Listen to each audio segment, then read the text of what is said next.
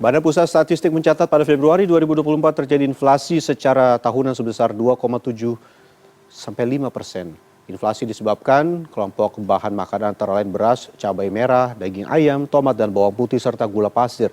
Pertamina kembali menahan harga BBM khususnya jenis BBM non-subsidi di seluruh SPBU se-Indonesia per 1 Maret kemarin. Selengkapnya dalam kilas ekonomi berikut. Badan Pusat Statistik mencatat pada Februari 2024 terjadi inflasi secara tahunan sebesar 2,75%. Inflasi pada Februari ini disebabkan oleh kelompok bahan makanan antara lain beras, cabai merah, daging ayam, tomat dan bawang putih, serta gula pasir. Di luar makanan dan minuman, BPS mencatat emas perhiasan, angkutan udara, dan kontrak rumah turut memberikan andil signifikan. Deputi Bidang Statistik Produksi BPS M. Habibullah menyatakan, harga bergejolak memberikan andil cukup besar, mencapai 1,34% secara tahunan. Kelompok ini mengalami inflasi hingga 8,74% secara tahunan. Sebaran inflasi tahunan wilayah terjadi di seluruh provinsi. Tertinggi di Papua Selatan 4,61%, sedangkan yang terendah di Papua Barat Daya dengan inflasi 1,81%.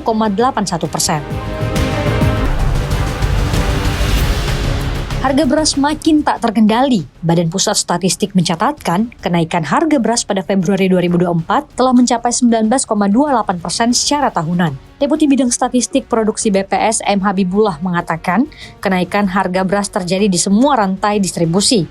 Habibullah menyebut harga gabah kering panen mengalami kenaikan 27,14%. Tak hanya itu, harga beras di tingkat penggilingan, grosir, dan eceran juga mengalami kenaikan. Di penggilingan, harga beras melonjak 24,65% secara tahunan dan grosir naik 20,08%. Kenaikan harga ini juga disebabkan oleh produksi beras nasional yang menyusut. Pada tahun 2023, produksi beras hanya mencapai 31,1 juta ton. Sedangkan untuk produksi beras pada Januari hingga April tahun ini, angka sementara dari BPS memprediksi produksi beras anjlok 17,52%.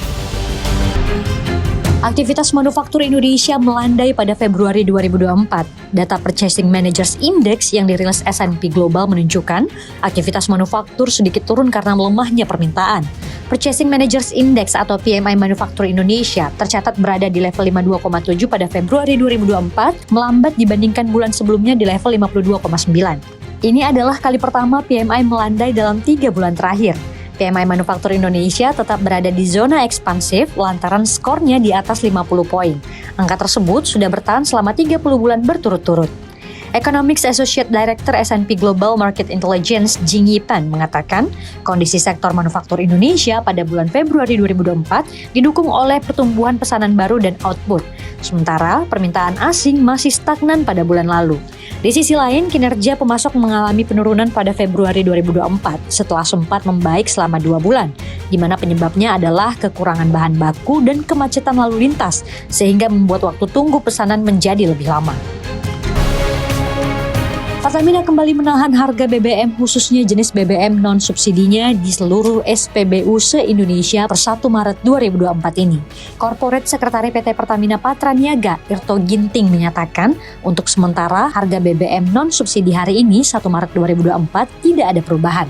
Irto mengungkapkan, Pertamina akan tetap mereview untuk harga BBM non-subsidi dengan melihat tren harga minyak mentah Mean of Pledge Singapura atau MOPS dan juga kurs rupiah. Sementara itu berbeda dengan Pertamina, badan usaha penyedia bahan bakar minyak lain di Indonesia seperti Shell Indonesia dan BPAKR menaikkan jenis harga BBM-nya di SPBU per 1 Maret 2024. Shell menaikkan harga BBM-nya di rentang Rp870 hingga Rp1.020 per liter, sementara BPAKR menaikkan harga BP92 dari Rp13.400 menjadi Rp13.990 per liternya.